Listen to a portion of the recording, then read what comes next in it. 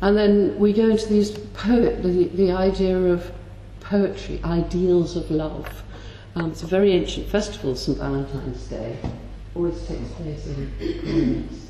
It goes right back to Chaucer and beyond. So there's this idea of poems, usually dreadful poems, written to your beloved. And the tradition has absolutely exploded, apparently, in the last few years. It's the amount of e-cards and things which are so absolutely enormous. And then, after this fixed sign, towards the end of it, we have everything beginning to break down, because we're going into Pisces. And Pisces has two themes, and first of all is the carnival, which is the preparation for the breakdown again of order. So to actually get involved in that is an important part of the seasonal year. So this goes right back, the idea of carnival. It actually, the word means carnival, flesh farewell, because it's going to be time to put away meat for Lent, for this long period during Pisces, when everything is to do with relinquishing. So it's important to have this wild time of drunkenness and excess, and finalised by Mardi Gras, which is in fact Tuesday, Pancake Day, eating all the remains of the food because it's just about to go into Lent.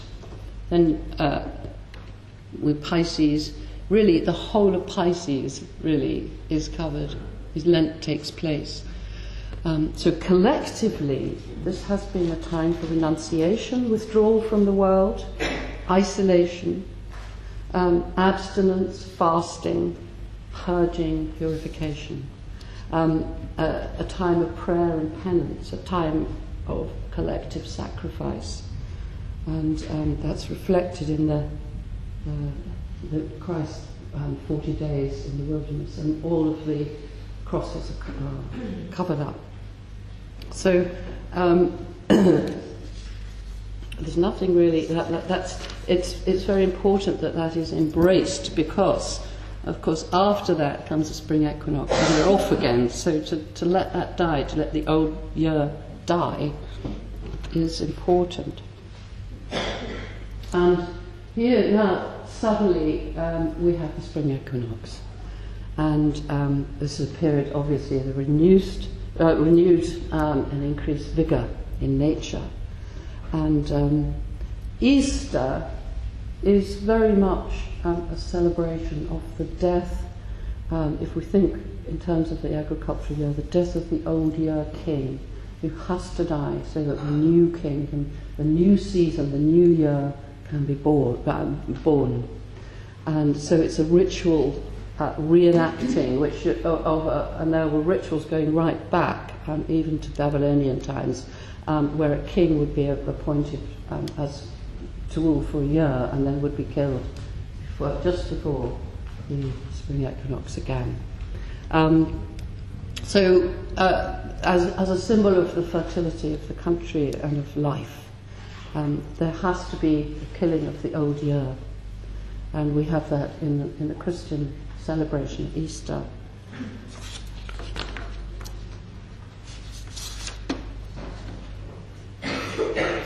It helped me to, looking at all of these rituals and festivals, it helped me to understand, the importance of the sheer brute strength, the power of Aries, because this was Lady Day, which is traditionally 25th of March. Used to be now it's the 4th of April because of the change in the calendar.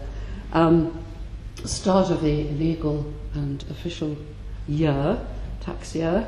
Was actually the traditional day for the hiring of your farmers, your hired labourers, for the hard labour which is needed for ploughing, sowing, planting of seeds, pruning, planting of crops. So enormous hard work needed, not a lot of muscle and courage and this was the time when farm instruments would be sharpened, they'll be cutting back the edges of the fields, the wild growth from the edges of the fields, which were needed for the crops, and the sheep, and the cattle, all the penned creatures will be released out into the fields, and warfare, season of warfare. So a real shift would actually begin. So that's when they will be having jousting and fencing, preparing the war skills for the year, equestrian games, races, chariot driving, spear throwing, and generally getting ready for war and getting ready for pilgrimage, going off on pilgrimage. And this is this piece from Chaucer, which is when April, with its sweet smelling showers, has pierced the drought of March to the root, and so on. The west wind has breathed life into the new leaves of the tender new leaves, and the young sun has run half his course in Aries. Then we seek to go on pilgrimages. So there's a sense of having to go out on a quest, on an adventure, get ready for war, and to get the fields ready. So that whole thing is very strong.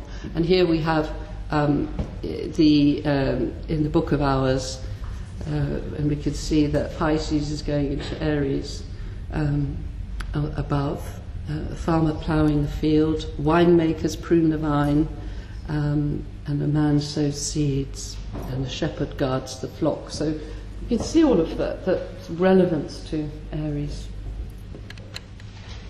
Here's Richard I leaving for the Crusades. Again, that's the time of go from Crusades. So we have April Fool's Day, which is a sense of the renewal of the year. And 25th of March, Lady Day, is also associated with the birth of the Holy Grail in myth.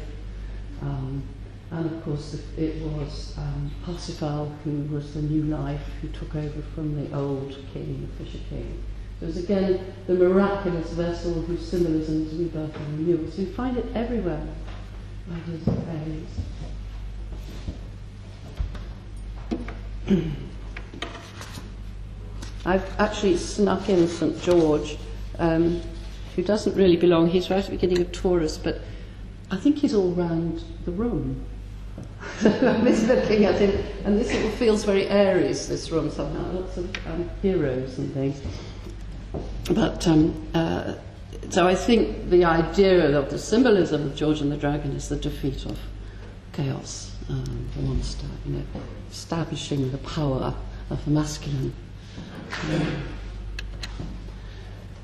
Then we get, then of course the season becomes established and fixed. We go into the fixed sign of Taurus until, and that stays everything's growing, the sun's power is gaining strength, things are becoming very green and sprouting forth, and until then you have the celebration right at the middle of Taurus, which is Beltane, the fertility festival. So the earth is fertile now.